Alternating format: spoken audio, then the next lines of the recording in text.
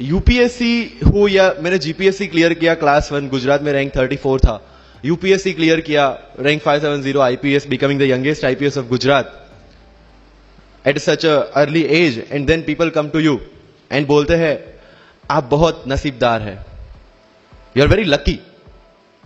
I tell them in reverse, luck favours the brave. कोई अपना luck साथ में लेके नहीं आता, वो बनाना पड़ता है. अगर आपके पास रिस्क लेने का एटीट्यूड है, मैं गुजराती हूं and we know the business, and business का एक ही फंडा है, higher the risk higher the profit. So अगर 8:30 को आपका एक्सीडेंट होता है और 9 o'clock आप मेंस की एग्जाम देने जा सकते हैं, इंटरव्यू से पहले 1 महीने तक आप हॉस्पिटलाइज्ड है और उससे 1 वीक पहले आप दिल्ली जाके उसकी प्रिपरेशन कर सकते हैं, तो luck has to come with you. उसको आना पड़ेगा और आपको आईपीएस बनाना पड़ेगा. लोग बोलते हैं कि एक्सीडेंट के बाद आप जाके आए एंड ऑल, तो द सिंपल था कि मैं एग्जाम के लिए निकला, मेंस मेरा था, सुबह GS3 का पेपर था. 8:30 को मेरा स्कूटी स्लिप हो गया, मेरा लिगामेंट इंजरी हो गया, लेफ्ट हैंड में इंजरी था, सीट से ब्लीडिंग हो रहा था.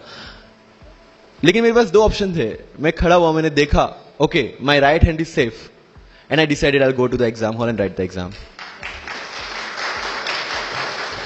मेरे पास 2 ही ऑप्शन थे. या तो मैं वहां से उठ के रोने लगूं, यार मेरे साथ ही ऐसा क्यों हुआ, मेरा एक्सीडेंट हो गया, मेरा मेंस खराब हो गया, और हॉस्पिटल जाओ. या दूसरा ऑप्शन था कि मैं देखूं कि मैं 3 घंटे और सर्वाइव कर सकता हूं. हाँ कर सकता हूं. मैं मेंस के लिए एग्जाम हॉल में गया. ये जितने भी फोटोग्राफ्स लगे हैं, सर ने जैसे बताया कि जितने भी इंसान सक्सेसफुल हुए, अगर आप उसकी लाइफ स्टोरी देखेंगे तो कहीं ना कहीं एक मोमेंट आता है जहां पे वो इंसान की जो स्ट्रगल है वो पीक पे हो जाते हैं. वो इस मोमेंट पे आपको डिसाइड करना है कि आपको वहां से यू टर्न लेना है या आपको वहां से आगे निकलना है. इन सब लोगों ने डिसाइड किया कि उनको वहां से आगे निकलना है. एंड दैट इज द फंडा ऑफ लाइफ.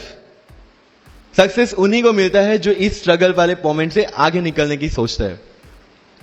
जब भी आपको लगे कि आपके सिर पे बहुत मुसीबत है, जब भी आपको लगे कि आप हर तरह से गिर चुके हैं, जब भी आपको लगे कि आपके पास कोई ऑप्शन नहीं है, तब एक चीज आप अपने दिमाग में लाइएगा कि यही मोमेंट है जहां से आपकी तकदीर बदलने वाली है. क्योंकि डायमंड जो होता है वो जितना ज्यादा घिसता है उतनी ज्यादा उसकी वैल्यू होती है. सोना जो होता है वो जितना ज्यादा तपता है उतनी उसकी वैल्यू होती है. अगर आप जिंदगी में तप रहे हैं, अगर आप जिंदगी में घिस रहे हैं, अगर आपको लग रहा है कि आप हर तरह से मुसीबतों में गिरे हुए हैं, तभी आपकी जो वैल्यू है वो बढ़ने वाली है. आप लोग जीवन के जिस दौर में भी हैं, सेल्फ मोटिवेशन. देखो, मोटिवेशन की जरूरत 2 तरह की होती है. एक तो होती है सामान्य रूप से, जीवन भर मोटिवेशन चाहिए ना भाई. आपको जीवन भर लगता रहेगा कि बस ये हो जाए तो मेरी चिंताएं दूर हों, बस एक गाय आ जाए घर में तो चिंताएं दूर हों. ऐसा किसी किसी को लगता है ना. किसी को ऐसा लगता है कि बस एक बार ये हो जाए, बस एक बार आईएएस बन जाओ ना, फिर चिंता खत्म हो जाएगी. तो आईएएस होता ही, आईएएस को क्या चिंता होती है, आईएएस होता है, उसे क्या चिंता होती है.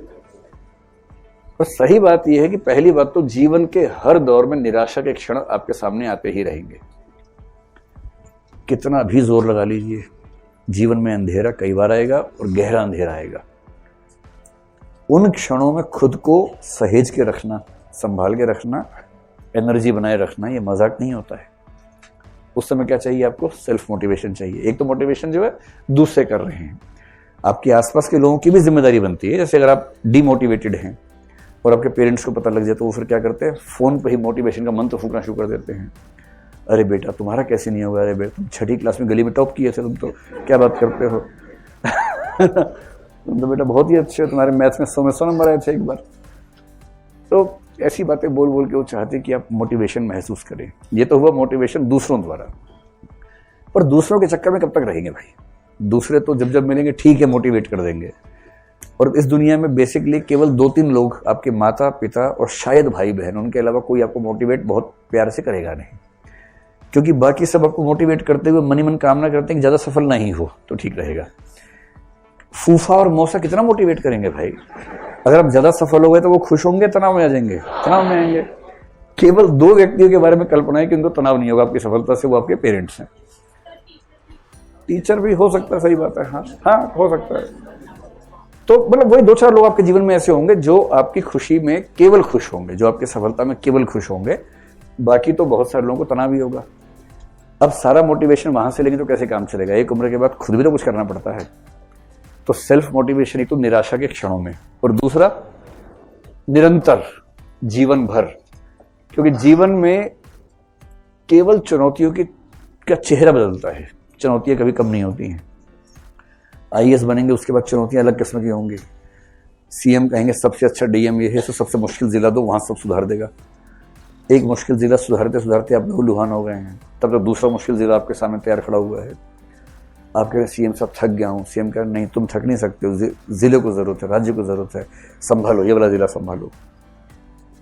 तनाव होता है। और पता लगा वहां के कई नेता हैं, सीएम के नजदीकी हैं, वही अपराध कर रहे हैं, आप उनको गिरफ्तार करेंगे तो दिक्कत है, नहीं करेंगे तो दिक्कत है, 1000 तनाव आएंगे वहां पर भी। उन सारी परिस्थिति में खुद को मोटिवेटेड कैसे रखें? एक तो तनाव की स्थितियों में, और एक सामान्य रूप से, भाई सामान्यतः भी जो मोटिवेटेड है उसका जीवन बेहतर है, जो डिमोटिवेटेड है उसका जीवन कमजोर है। कैसे मोटिवेट करें? इसके लिए कई तरीके बताते हैं, गोलमैन बताते हैं, बाकी लोग बताते हैं।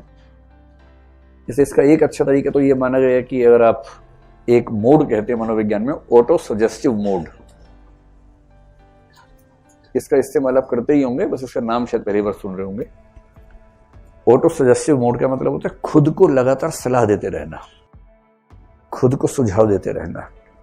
कई लोग शीशे के सामने खड़े होकर बोलते हैं, देख चिंटू ठीक से रहा कर, टेंशन क्यों लेता है चिंटू?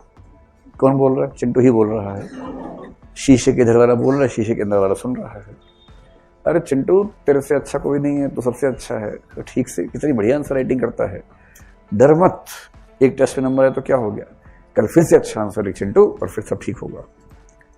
ये ऑटो सजेस्टिव मोड है। कुछ लोग क्या करते हैं, लिख लिख के, जैसे कागज पेन लेके बैठ गए, और पेपर पेन वाला जो स्टाइल होता है बड़ा अच्छा माना जाता है, कागज पेन है जिस कॉपी में लिखते हैं, फिर लास्ट पेज निकाल लेते हैं। किसी के व्यक्तित्व को देखना हो ना, कॉपी के लास्ट पेज देखिए, बस फटा हुआ ना हो। मतलब मेरी तो रुचि इसमें रहती है, मुझे किसी कॉपी मिल जाए, मैं सबसे पहले आखिरी पेज देखना पसंद करता हूँ। असली ज्ञान तो वहीं लिखा होता है आखिरी पेज पे, है ना। उस बच्चे की, एक उस व्यक्ति के मन में क्या क्या आता है ना, असली बात तो वहां लिखी होती है। तो कई तरह की बातें, निराशा की बातें, आशा की बातें, कुछ कॉन्फिडेंस वाली, कुछ अच्छी कोटेशंस, वो सब वहां मिल जाती हैं आपको। तो आप समझ सकते हैं कि इसके मन में क्या क्या उधेड़ बुन आमतौर पर चलती है। तो लिखना, फिर अच्छे लोगों के बीच में रहना, अपने आप से बातें करना। आप लोग कितना करते हैं मुझे नहीं पता, लेकिन अगर आप दिन में आधा घंटा खुद को देते हो कम से कम, कि आधा घंटा कोई नहीं चाहिए, अकेले टहल रहे हैं और खुद से बात कर रहे हैं।